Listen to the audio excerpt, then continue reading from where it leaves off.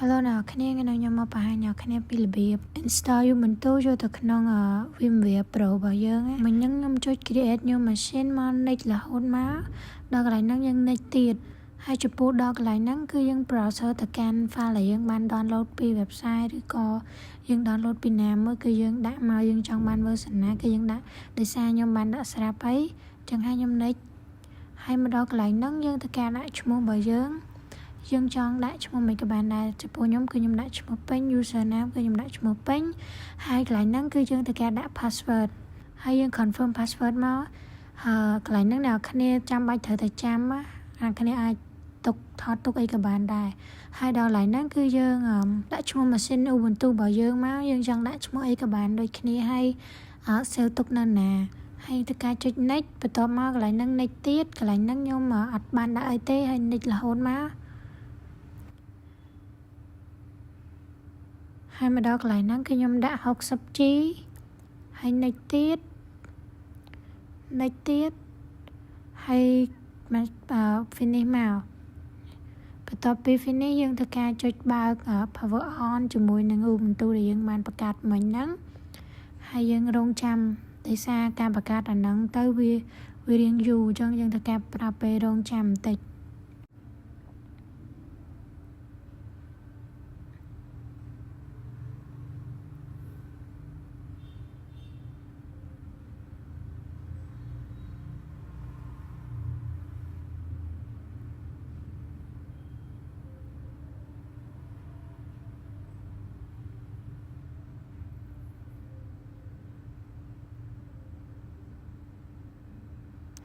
យើងចុចលើភាសាអង់គ្លេសហើយយើងចុច enter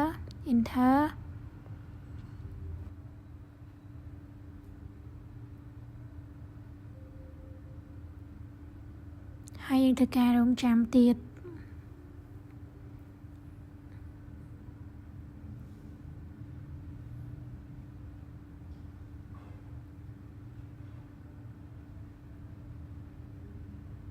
បន្តមក enter ទៀតអាហ្នឹងយើង enter រហូតដល់អ្នកគ្នា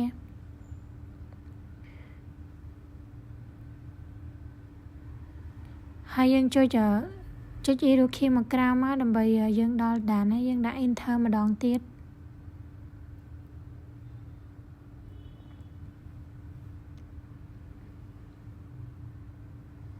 ហើយមកដល់កន្លែងហ្នឹងគឺយើងដាក់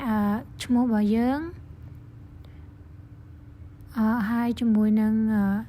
server name ហើយយើងដាក់ឈ្មោះខ្ញុំដដែល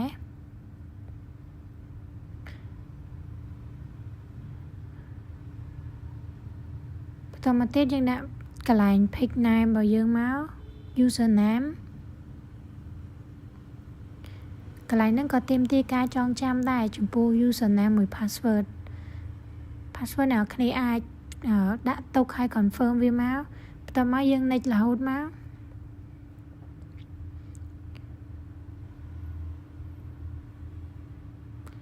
ហើយយើងចុច arrow key មកក្រៅមកដើម្បីដាក់ពាក្យ done ហើយយើងធ្វើការចុច next បន្តទៀត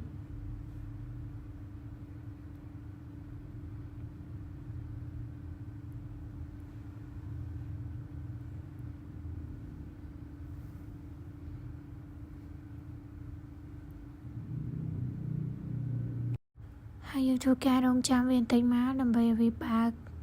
ចូលទៅកាន់ server Ubuntu របស់យើង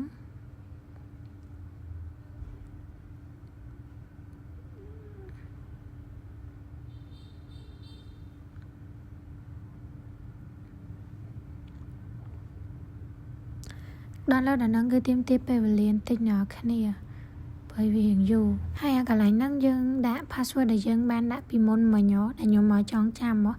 អញ្ចឹងយើងដាក់មកហើយយើងចុច enter មករងចាំវាដំណើរការទៀត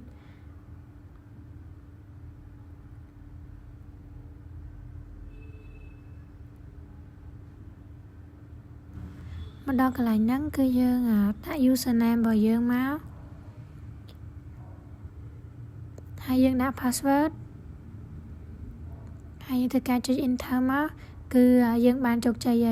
ហើយយើងតេស្តជាមួយនឹងការសរសេរ command របស់ Linux Basic មកបន្ទាប់ពីវាចេញអញ្ចឹងហើយគឺការ install បន្ទូចូលទៅក្នុង VMware Pro របស់យើងគឺបានជោគជ័យឯណាអ្នកគ្នា